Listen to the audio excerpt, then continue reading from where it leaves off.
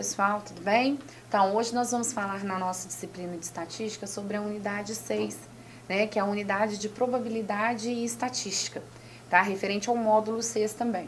Então, olha só, para a gente começar, a gente vai relembrar algumas coisas assim. O nosso dia a dia, a gente está sempre se perguntando, sempre fazendo questionamentos. Então, a gente pode dizer que a gente está sempre sujeito a incertezas. Como duas situações bem simples aqui, né? É possível que chova, é possível que tenha chance de vitória. A gente está sempre se questionando. E a matemática trata essa incerteza que nós temos de forma numérica através da probabilidade.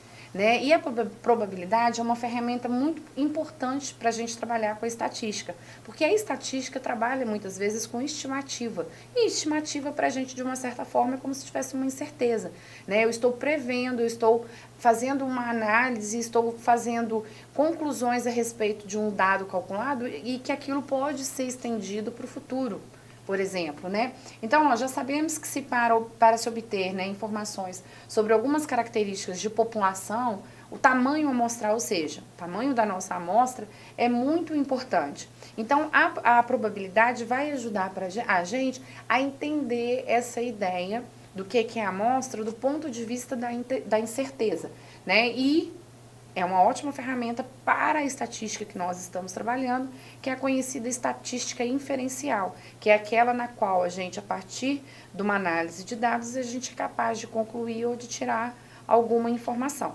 tá? Então, o que acontece? Quais são os principais conceitos que a gente vai relembrar? Acredito que muitos de vocês, quando a gente começar a falar, vai lembrar do ensino médio, né? Que a gente vocês já devem ter estudado isso no ensino médio, que são esses conceitos de experimento aleatório.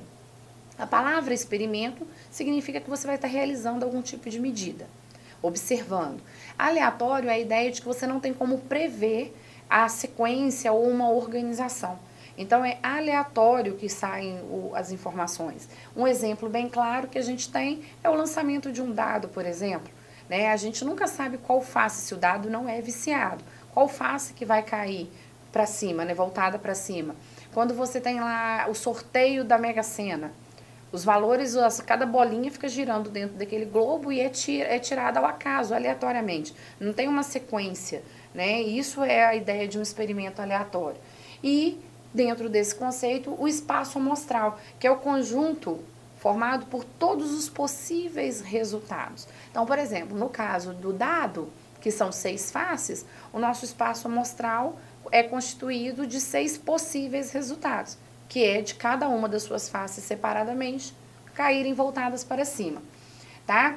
E aí, o cálculo da probabilidade em si, ela vai ocorrer, é um evento que a gente tem, é uma ferramenta que a gente usa para você estabelecer quais são as chances daquele evento ocorrer, do que você espera acontecer, realmente, numericamente dizer que vai acontecer.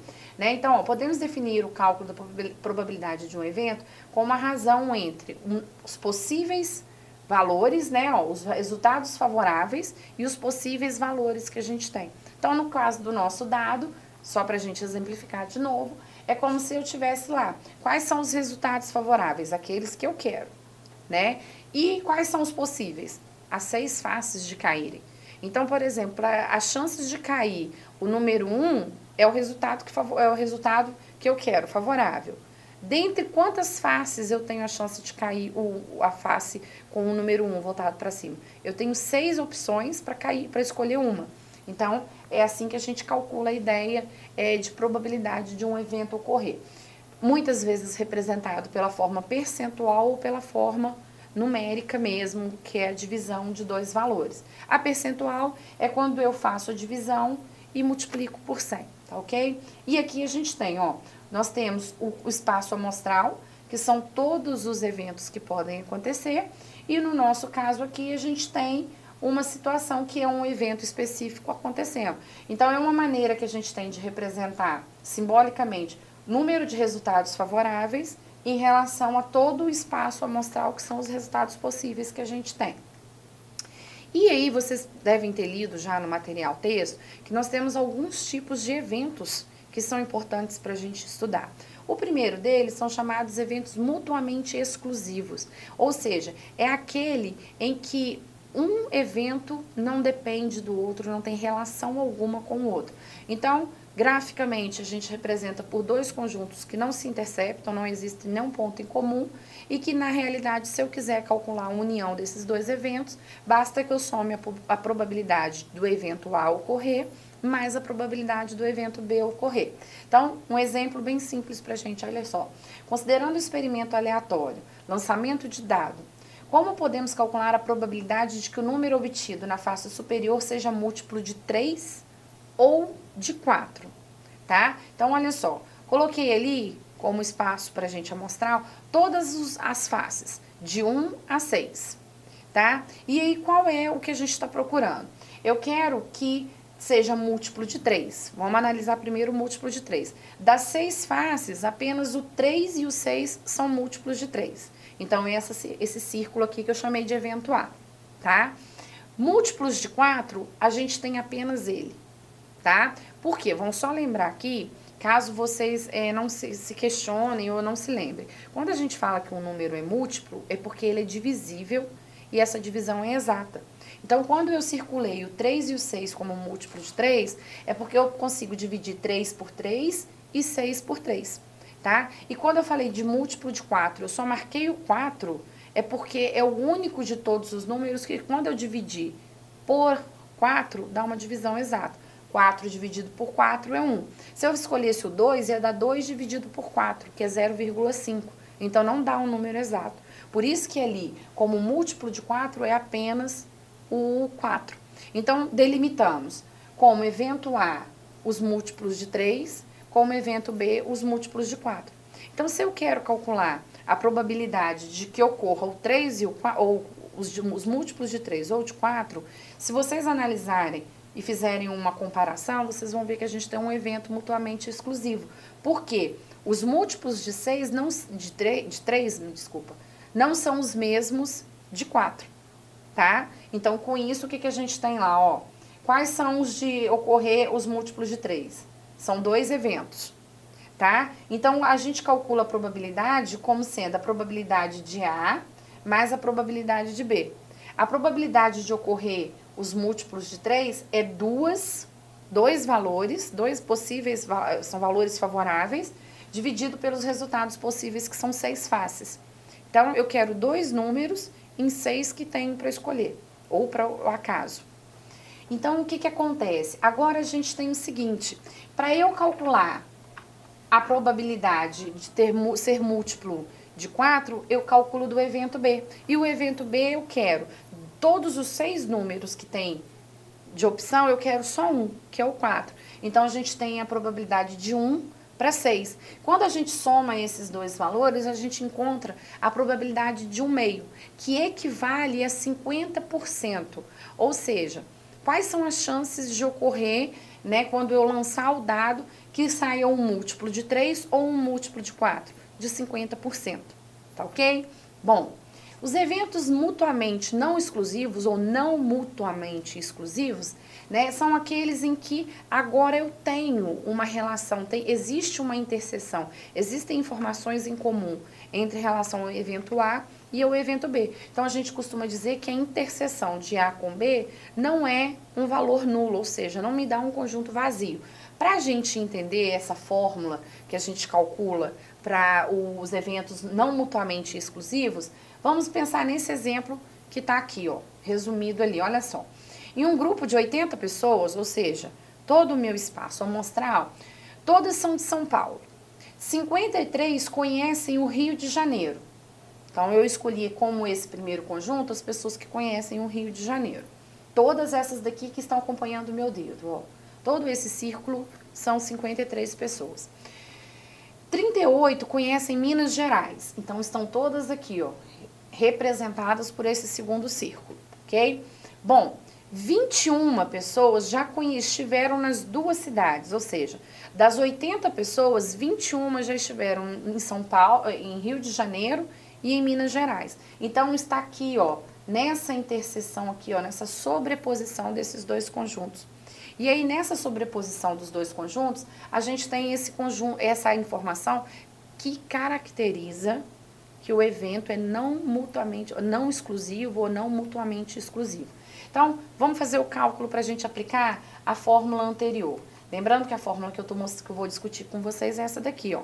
Probabilidade de A mais probabilidade de B menos a interseção de A com B. Então, olha só. Vamos calcular tudo aqui. Ó, 21 com 17, 32 dá 70. O que é esse 21? O que é esse 17? O que é esse 32? Vamos entender essa conta daqui de cima, ó.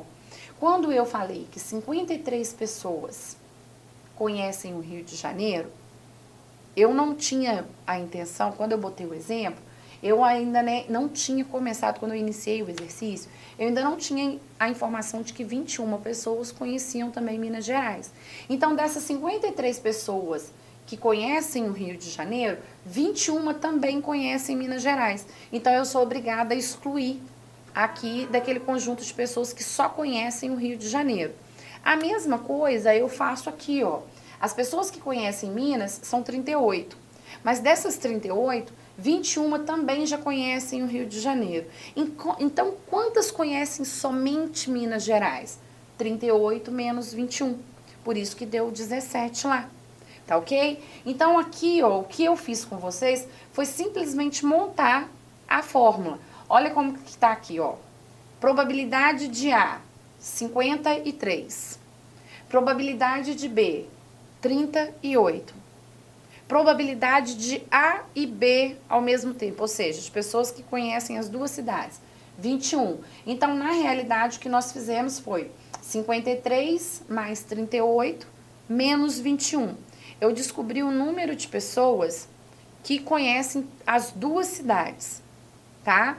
E aí, o que acontece? Ó, 80 pessoas foram entrevistadas, né? É o grupo de pessoas lá. Então, dessas 80 pessoas, 70 já conhecem Rio de Janeiro e São Paulo. Oh, desculpa, Rio de Janeiro e Minas Gerais.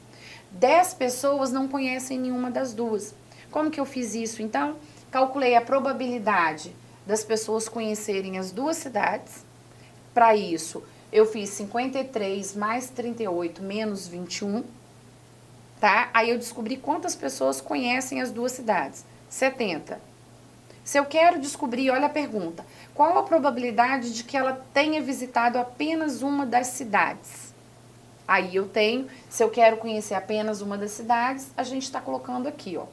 Se eu quero saber quantas não conhecem nenhuma das duas, a gente monta esse cálculo e aí descobre que são 10 pessoas, tá? E aí, olha só, considerando o evento, a pessoa conhece apenas uma das cidades, então o total de pessoas que só conhecem Rio ou só conhecem Minas é de 49, ou seja, 32 mais 17. Nesse 32 mais 17 dá 49. Então, a probabilidade para responder de fato a pergunta, que é quantas pessoas, né, qual a probabilidade da pessoa ter visitado apenas uma das duas cidades, a gente diz que é em torno de 61,25%, tá? Bom, no caso dos eventos independentes, os eventos independentes, eles acontecem quando você tem duas situações em que elas são diferentes e que uma não depende do acontecimento da outra. É isso que está dizendo para vocês aqui e eu estou explicando de uma forma resumida. Então, para a gente entender que quando eu calculo a união ou a junção de dois eventos independentes, eu preciso fazer o produto. Eu faço essa multiplicação porque o que acontece? É como se estivessem acontecendo ao mesmo tempo dois eventos e que o acontecimento de um não influenciasse no acontecimento do outro. Então, eles são independentes, mas com uma ideia de simultaneidade que a gente pode colocar. Pode ser inserido ou não, isso não vai fazer diferença. Então, por exemplo, ó, eu lanço um dado e registro o número. E em seguida, uma moeda é lançada e registrada com a alface que caiu para cima.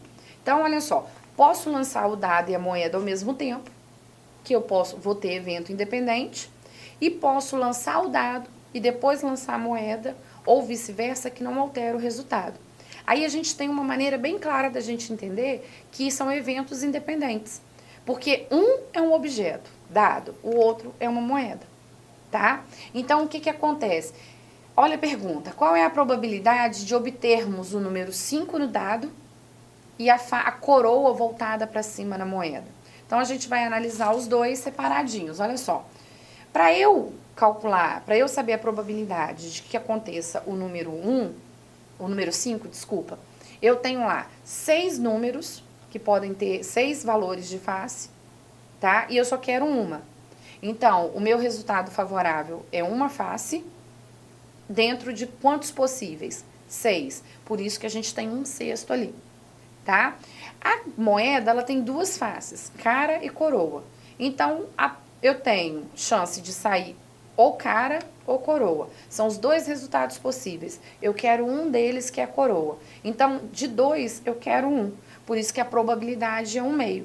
Como para a gente calcular os eventos independentes, a gente deve multiplicar as duas probabilidades, a gente tem lá 1/6, que é a probabilidade de ocorrer o número 5 no dado, vezes 1/2, que é a probabilidade de ocorrer a face coroa voltada para cima na moeda, que dá 1/12 de probabilidade para a gente, tá ok? Bom, a probabilidade condicional. A probabilidade condicional, ela é uma probabilidade que ela tem uma característica que é da seguinte maneira. Para que aconteça um evento, um outro tem que ter acontecido antes, tá? Então, é sempre essa ideia, é condicionado. Uma probabilidade depende de outra para acontecer. Um evento depende de outro para acontecer, tá? Então, essa é a ideia que a gente tem de probabilidade. Tanto que tá aqui, ó, a probabilidade de A ocorrer quando o evento B ocorreu. Ou seja, para um acontecer, o outro já deve ter acontecido. A melhor maneira da gente entender a probabilidade condicional é interpretando um exemplo. Então, eu coloquei esse exemplo aqui para vocês. Olha só, pesquisas de opinião apontam que 20% da população é constituída de mulheres que votam no partido X.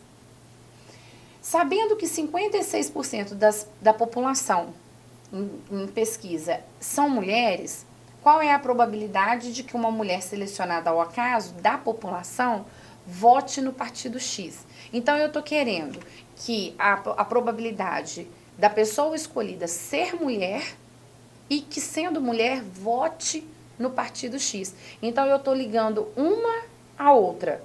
Uma vai depender da outra. Eu não quero que ela seja só mulher ou que ela vote só no partido X. A pessoa selecionada, selecionada ao acaso, sem nenhum tipo de previsão, tem que ter essas duas informações juntas. Ser mulher e votar no partido X.